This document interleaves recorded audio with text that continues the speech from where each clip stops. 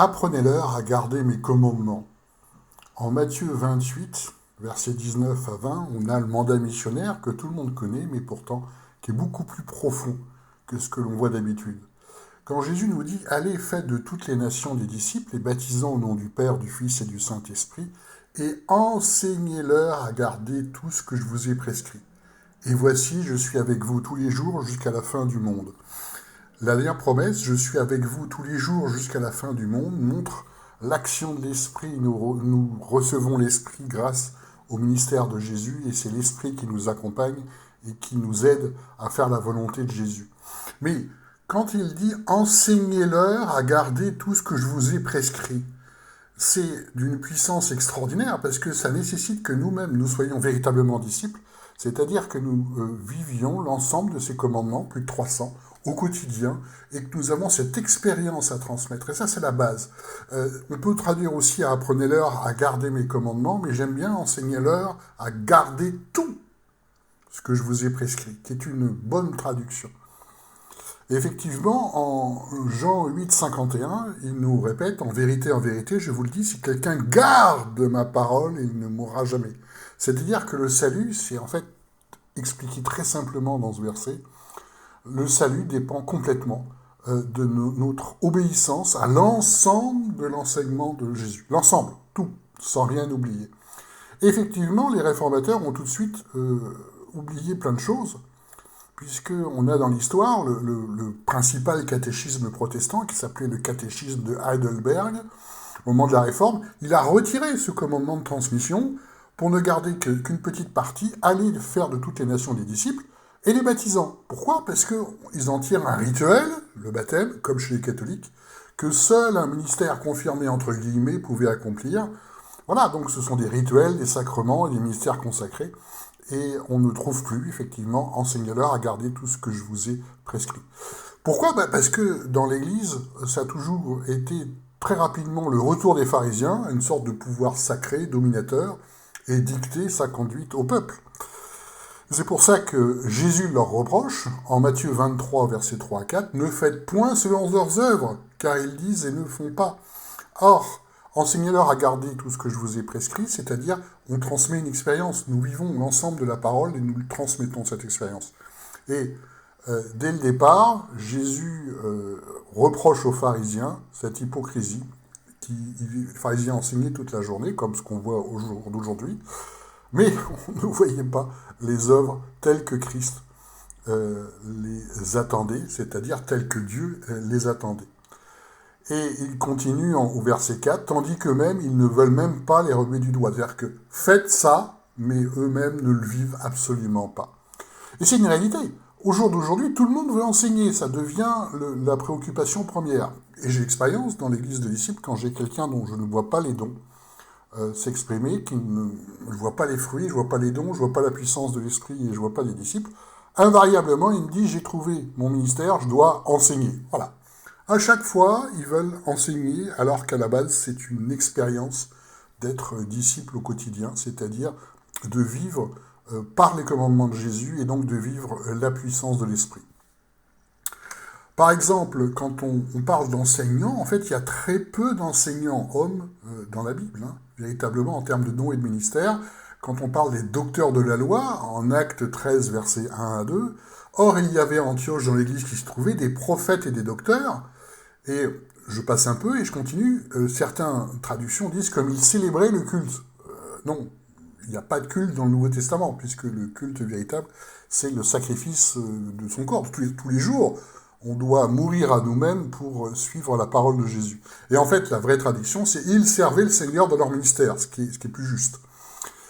Et l'Esprit Saint dit « mettez-moi à part ». Ça veut dire que les prophètes et les docteurs font la même chose, l'écoute de l'Esprit en permanence. Ça n'a rien à voir avec un docteur en théologie. La théologie, c'est la science des hommes.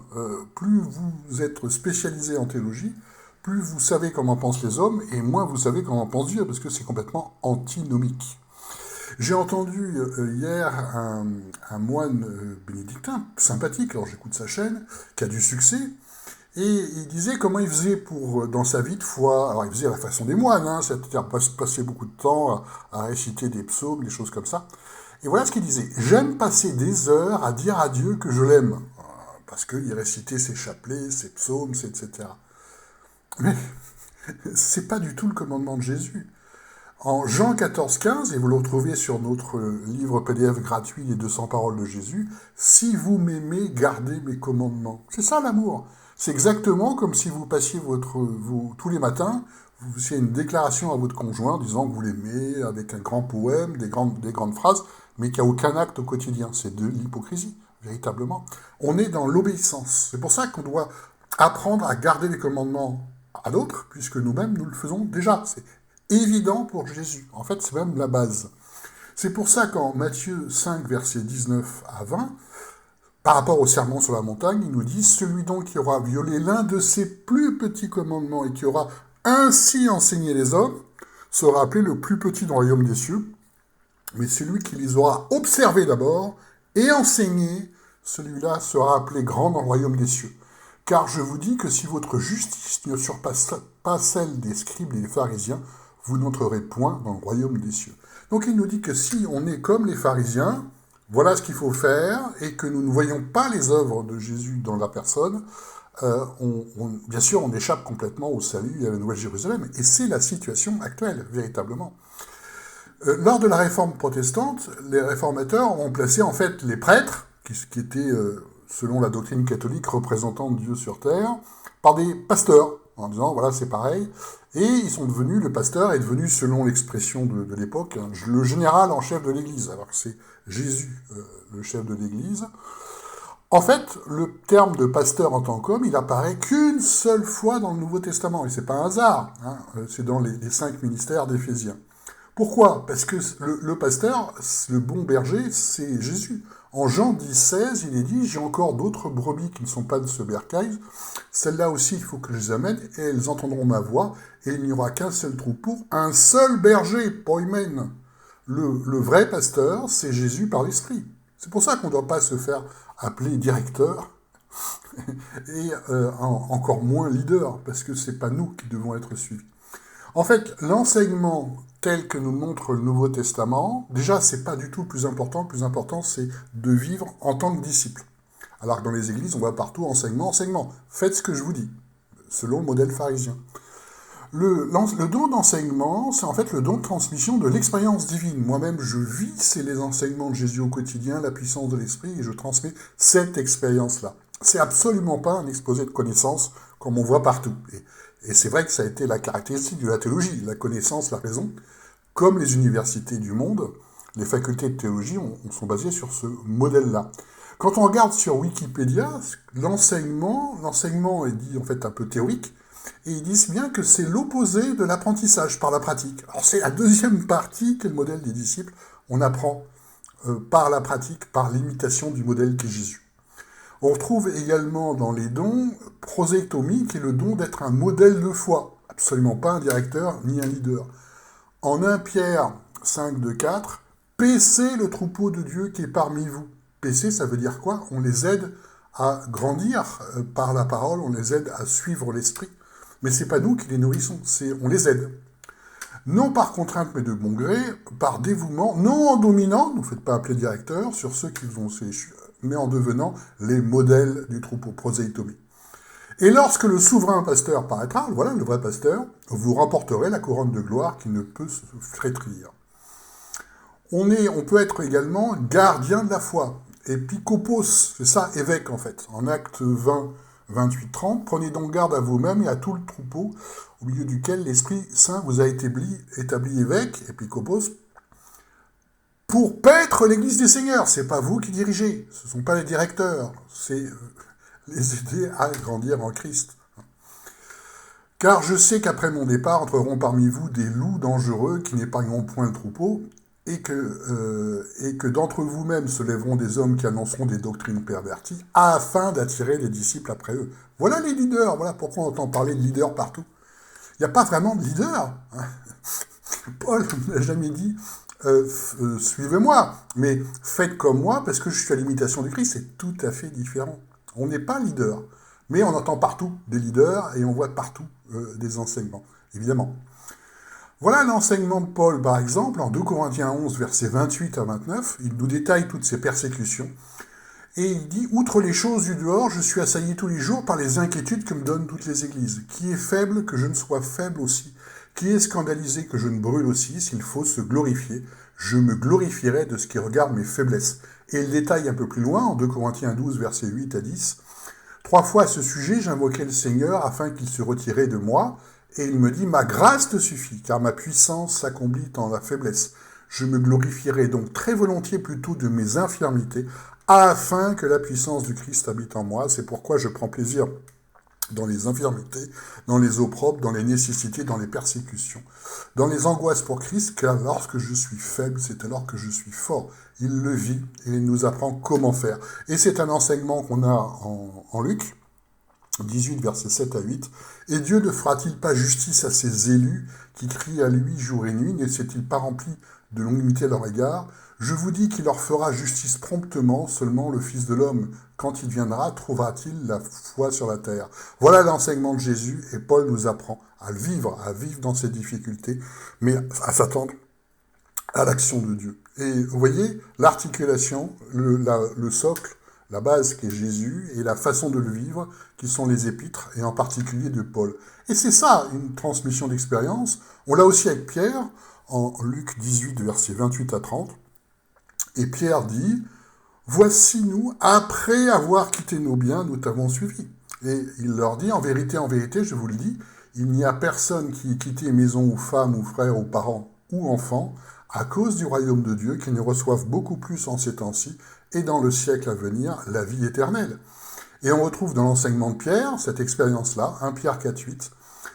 Avant tout, ayez entre vous une ardente charité, car la charité couvre une multitude de péchés.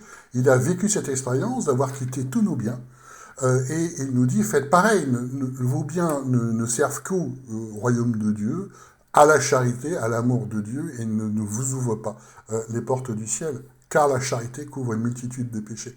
Donc, ne soyez pas attachés à vos biens, faites la charité à ceux qui en ont besoin, et vous grandirez. Donc cet enseignement vient toujours d'une expérience. Et l'évangélisation, c'est pareil. L'évangélisation, c'est une transmission d'expérience de l'Esprit Saint qui s'acquiert en grandissant l'image de Jésus, en suivant tous ses commandements. C'est tout ce que nous faisons dans l'Église de disciples. C'est pour ça qu'en Actes 1.8, il est dit, vous recevrez une puissance quand le Saint-Esprit sera sur vous, et vous serez mes témoins à Jérusalem d'abord et dans toute la Judée et la Samarie, jusqu'aux extrémités de la terre. C'est-à-dire que être témoin de Jésus, c'est avoir cette expérience de la puissance de l'Esprit, c'est être rempli de l'Esprit Saint comme lui. C'est ça, être témoin. Et on le voit en Acte 8, versets 13 à 17. Or Simon lui-même crut, Simon le magicien, et après avoir été baptisé, ne quittait plus Philippe, et voyant les signes et les grands miracles qui se faisaient, il était dans l'étonnement. Et les apôtres arrivent, les apôtres qui étaient à Jérusalem, ayant appris que la Samarie avait reçu la parole de Dieu, leur envoyèrent Pierre et Jean, qui étaient arrivés, prièrent pour eux afin qu'ils reçussent l'Esprit Saint.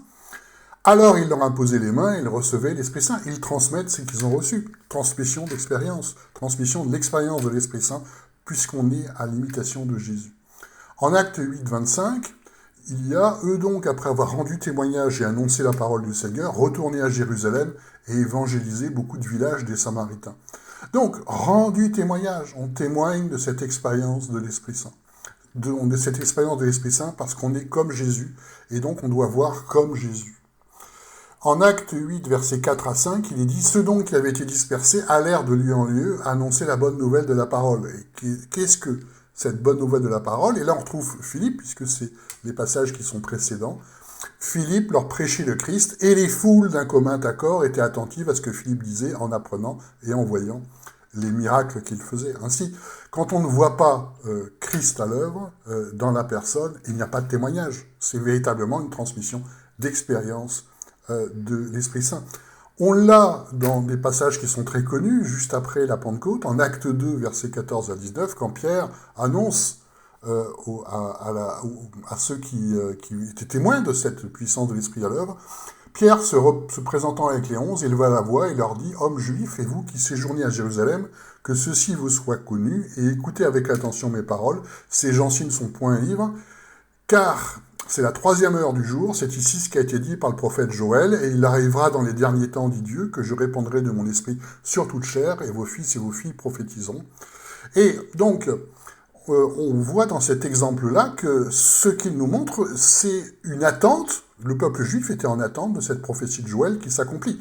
Ça veut dire que, on est dans la fin des temps, aujourd'hui, même si beaucoup disent ils attendent le réveil, c'est déjà fait depuis longtemps, en fait, pour ceux qui sont prêts à recevoir l'Esprit. Et deux, il y a un certain contexte, effectivement, dans ces exemples, où ils attendent la réalisation de la prophétie de Joël. Aujourd'hui, vous pouvez dans n'importe quel pays, il y a plus grand monde qui attend la réalisation de la prophétie de Joël. Donc là aussi, il y a un certain contexte. Donc, au jour d'aujourd'hui, ce que ça veut dire véritablement, c'est cette transmission d'expérience, donc il est vital d'être soi-même disciple. En Acte 3.6, Pierre aussi, Pierre dit, de l'argent et de l'or, je n'en ai point, mais ce que j'ai, je te le donne. On donne cette vie dans l'esprit que nous avons. Au nom de Jésus-Christ, de Nazaréen, marche. Et en Acte 4.4, mais beaucoup de ceux qui avaient entendu la parole crurent, et le nombre des hommes s'éleva à environ 5000. Alors, aujourd'hui, on ne peut plus le faire, puisqu'il n'y a plus personne qui attend le Messie comme dans l'Ancien Testament, mais on peut toujours, bien entendu, faire selon la volonté de Dieu, évangéliser selon l'Esprit, véritablement. Donc, c'est bien qu'on a un contexte juif, et on le voit en Acte 12, versets 32 à 33, et nous aussi, nous annonçons la bonne nouvelle quant à la promesse faite au Père, que cette promesse, Dieu l'a accomplie pour nous, leurs enfants, ayant ressuscité Jésus, comme il est écrit dans le psaume, « Tu es mon fils, je t'ai engendré aujourd'hui ». On est bien à un contexte particulier. Mais au jour d'aujourd'hui, c'est toujours la transmission de l'expérience de l'Esprit Saint. Quand Jésus nous dit en Marc 16,15, « Allez dans le monde et prêchez l'évangile à toute créature », c'est pas faire de la publicité pour Jésus, c'est véritablement selon la puissance de l'Esprit, puisqu'en Marc 16, versets 19 à 20, le Seigneur Jésus, après avoir parlé, fut enlevé dans le ciel, et il s'assit à la droite de Dieu, et eux étant partis prêchèrent partout, le Seigneur opérant avec eux, confirmant la parole par les signes qui l'accompagnaient. Ce n'est rien de la publicité pour Jésus, tout est fait selon ce que nous avons reçu de l'Esprit, et ce que nous avons reçu de l'Esprit est directement proportionnel à notre obéissance à Christ, à notre niveau de disciple. Et voilà ce qu'est l'enseignement, cette transmission d'expérience.